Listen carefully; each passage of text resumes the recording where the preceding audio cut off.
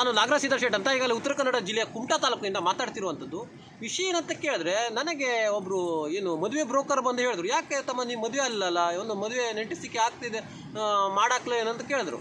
ಯಾಕಂದ್ರೆ ನಾ ಬೇಡ, ಯಾಕೆಂದರೆ ನನಗೆ ಈ ನಮಗೆ ನೋಡಿ ನೇಪಾಳದ ದೇಶದ ಹುಡುಗಿ ಬೇಕು. ಯಾಕಂತ ಕೇಳಿದ್ರು ಅಲ್ಲಿದು ಸೀತಾಮಾತಾ ನೇಪಾಳದಿಂದ ತಂದದ್ದು ಅಂತ ಹೇಳಿದ್ರು.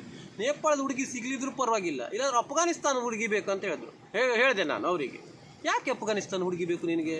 ಇಲ್ಲ, ಗಾಂಧಾರಿ ಅಫ್ಘಾನಿಸ್ತಾನದವಳು, ಅದು 101 ಮಕ್ಕಳು ಎತ್ತು ಕೊಟ್ಟದೆ, ಅದು ಬಿಟ್ಕೊಂಡು ಮತ್ತೆ ಸೀತಾಮಾತೆ ಅಂತದ್ದು ಬೇಕು. ನಂಗೆ ಇಲ್ಲಿದೆಲ್ಲ ಸ್ವಲ್ಪ ನನಗೆ ಇದು ಹೇಳಿದೆ. ಹೌದು, ಹಂಗಾರೆ ಹೇಳ್ತೆ ಅಂತ ಹೋದವ ಇನ್ನೂ ಬರಲಿಲ್ಲ ಆ ಬ್ರೋಕರ್.